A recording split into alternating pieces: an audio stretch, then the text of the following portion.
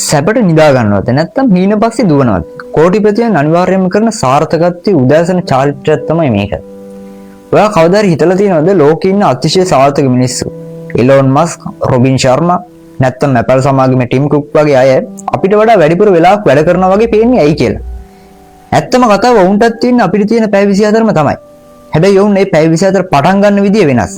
ඔයා අද ඉන්න තැනින් වසර 5ක් ඇතුළත සම්පූර්ණයෙන්ම වෙනස් සාර්ථක පුද්ගලයෙක් වෙන්න කැමති නම් ඒකට තියෙන කෙටිම සහ බලවත්ම මාර්ගය තමයි The 5am Club. ඒවත් අලුයම 5ට අවදි වීමේ පුරුද්ද. අද අපි කතා කරමු රොබින් ශර්මාගේ ලෝක ප්‍රකට දර්ශනය ඇසුරෙන්. ඔයාගේ ජීවිතය වෙනස් කරන ඒ අපූර්ව උදෑසන චාරිත්‍රය මොකක්ද කියන එක ගැන. ඇයි මේ 5 කියන ඉලක්කම මෙච්චර වැදගත්? ලෝකෙම නිදාගෙන ඉන්න වෙලාවක ඔයා අවදි වෙනවා කියන්නේ ලෝකයට වඩා ඔයා එක පියවරක් ඉදිරියෙන් ඉන්නවා කියන එක. උදේ 5ට අවදි වුණාම ඔයාට ලැබෙනවා වික්ටරි හව එකක්. ඒ කියන්නේ කිසිම බාධාවක් දුරකථන නැමතුවක් මැසේජ් එකක් නැති ඔයාගේම දියුණුව වෙනුවෙන් වෙන් කරපු වටිනා පැයක්. මතක තියාගන්න සාර්ථකත්වය කියන්නේ අහඹුවක් නෙවෙයි. ඒක ඔයාගේ උදෑසන පුරුදු වල ප්‍රතිඵලයක්. 20 සූත්‍රය ඔයාගේ පළමු පැය ගෙවිය යුත්තේ කොහොමද? බොහෝ දෙනෙක් උදේට හැරුණු ගමන් කරන්නේ ෆෝන් එක අතට අරන් Facebook, TikTok වගේ දේවල් බලන එක. ඒකෙන් වෙන්නේ ඔයාගේ මොළේ රියැක්ටිවේට් මූඩ් එකකට යන එක. හැබැයි 5am club එකේ සමාජිකයෝ පාවිච්චි කරන්නේ 20 ෆෝමියුලා එක. මේක පැය කොටස් 3කට බෙදෙනවා. පළමු විනාඩි 20 සක්‍රිය වෙන්න. උදේ 5 ඉඳන් 5:20 දක්වා කාලය වෙන් කරන්න ව්‍යායාම සඳහා. මෙතනදී දහඩිය දැමීම අනිවාර්ය වෙනවා. ඇයි දන්නවද? දහඩිය දානකොට BDNF එහෙම නැත්නම් brain derived neurotrophic factor නැමැති රසායනය නිකුත් වෙනවා. ඒකෙන් ඔයාගේ මානසික පීඩනය අඩු වෙලා දවස පුරාම ක්‍රියාශීලීව ඉන්න ශක්තිය ලැබෙනවා.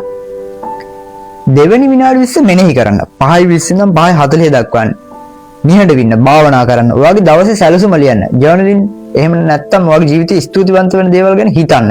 මේ වෙලාවේ ඔයාගේ මොළේ වැඩ කරන්නේ ඇල්ෆා ස්ටේට් එකේ. ඒ කියන්නේ නිර්මාණශීලී අදහස් උපදින්න හොඳම වෙලාව.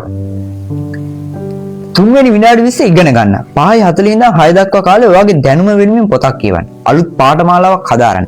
නැත්නම් වැදගත් පොඩ්කාස්ට් එකකට සවන් දෙන්න. ඔයා දිනකට විනාඩි 20ක් අලුත් දෙයක් ඉගෙන ගත්තොත් අවුරුද්දක් අවසානයේ ඔයා කොච්චර දැනුමක් රැස් කරගෙන තියෙනවද කියලා ඔයාම හිතලා බලන්න. සාර්ථකත්වයේ අධිරාජ්‍යයන් 4.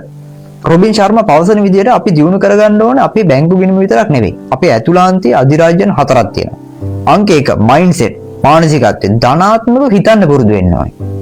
අංක 2 හાર્ට් සෙට් හදවත වෛරය ක්‍රෝධය අත්හැරලා ආදරයෙන් සහ කෘතගුණපූර්වක ඉන්න පුරුදු වෙන්න ඕනේ.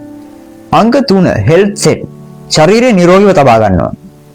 අංක 4 සෝල් සෙට් ආත්මය වගේ ජීවිතේ උසස්ම අරමුණ සමග බැඳීගෙන ඉන්න ඕනේ. මේ හතරම සම්බර වුණොත් විතරයි ඔයාලට සැබෑ සතුටක් සහ සාර්ථකත්වය ළඟා කරගන්න පුළුවන් වෙන්නේ. 66 day challenge පුරුද්දක් ඇති කරගන්නේ කොහොමද? ඕනෑම අලුත් පුරුද්දක් ඇති කරගන්න දින 21ක් යනවා කියලා ඔයා අහලා ඇති. හැබැයි විද්‍යාත්මකව බැලුවොත් ඒක දින 66ක් යනවා. මේ කාලේ කොටස් 3කට බෙදෙනවා. පළමු දින 22 destruction. පැරණි පුරුදු විනාශ කරන කාලය. මේක හරිම අමාරුයි. ඒකට කම්මැලි හිතෙනවා, අත්තරින් හිතෙනවා. දෙවෙනි දින 22 installation. අලුත් පුරුද්ද ඇඟට හුරු කරන කාලය. මෙතනින් තමයි ඔයාලට සටන අත්නොහර ඉන්න ඕන වෙන්නේ. තුන්වෙනි දින 22 integration. දැන් මේක ඔයාගේ ජීවිතේ කොටසක්. උදේ 5ට හැරෙන එක ඔයාලට නිකම්ම කරන දෙයක් බවට පත් වෙනවා. මීට අවුරුදු 5කට කලින් ඔයාත් ගත්ත තීරණ වල ප්‍රතිඵල තමයි ඔයා අද විඳින්නේ. ඒ වගේම අද ඔයා ගන්න තීරණ තමයි තවත් අවුරුදු 5කින් ඔයා කවුද කියලා තීරණය කරන්නේ. හැමෝම දකින්න හීන හැබා කරගන්න පුළුවන් වෙන්නේ උදේට රෙද්ද පොරවගෙන නිදා ගන්න අයට නෙවෙයි. ලෝකේ අවදි වෙන්න කලින් නැගිටලා තමන්ගේ හීනිය වෙනුවෙන් වැඩ කරන අයටයි. අමාරුයි තමයි. හැබැයි අමාරු දේවල් කරන අයට විතරයි අසාමාන්‍ය ප්‍රතිඵල ලැබෙන්නේ. ඉතින් හෙට උදේ 5ට හැරෙනවා සූදානම්ද? කමෙන්ට් එකක් දාන්න. වීඩියෝ එක වටිනවා කියලා හිතනවා නම් ලයික් එකක් දාලා යාළුවන්ට බලන්න ෂෙයා කරන්න. good luck. ජය වේවා.